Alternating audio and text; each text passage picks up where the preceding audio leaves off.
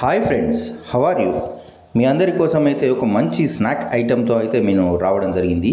ఈ రోజు ఒక డిఫరెంట్ మెథడ్లో మేమైతే స్నాక్స్ చేసుకోవడం జరిగింది. అనుకోకుండా ఎప్పుడైనా మనము ఈవినింగ్ చపాతీస్ చేసుకోవాలనుకుని కొంచెం ఆగంలో పిండి ఎక్కువ కలిపేసుకొని అది మిగిలిపోతే దాన్ని దాచిపెట్టి ఫ్రిడ్జ్లో ఉంచితే దానిపైన బూజు వచ్చి ఖరాబ్ అయిపోతూ ఉంటుంది.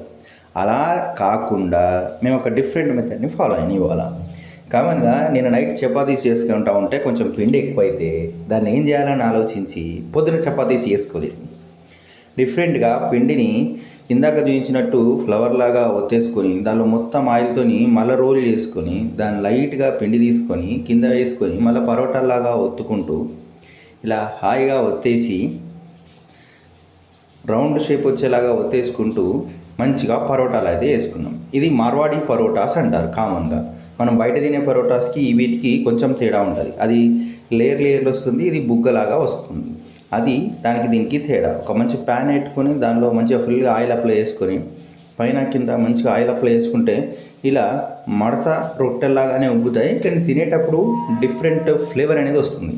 ఒత్తేటప్పుడు దీన్ని 2 సార్లు రొట్టెలు చేయాల్సి ఉంటుంది.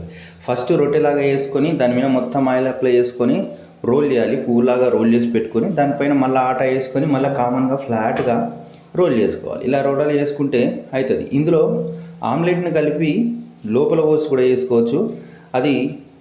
అది కూడా బాగుంటుంది. అట్లా కాకుండా వెజిటేరియన్కి అయితే ఈ ఫ్లేవర్ బాగుంటుంది. ఇది చేసుకొని మా షెఫ్ చూడండి ఎంత కష్టపడుతుందో. అప్పసోపాలు పడుకుంటూ భారీ కష్టం మీద ఆగం మా కోసం అయితే ఈ బ్రేక్ఫాస్ట్ని అయితే సండే రోజు చల్లగా వర్షం పడుతుంటే వేడి బ్రేక్ఫాస్ట్ని అయితే తయారు చేసి అయితే పెట్టేసింది. ఇవి అటు ఇటు కొంచెం బాగా కాల్చుకోవాలి. ఇలా కాలినట్టు పైన మరకల్లాగా కనబడతాయి, కానీ లోపల మాత్రం తొందరగా కుక్ కాదు.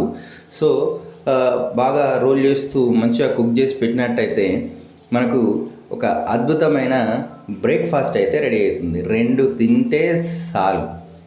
Special Sunday స్పెషలే.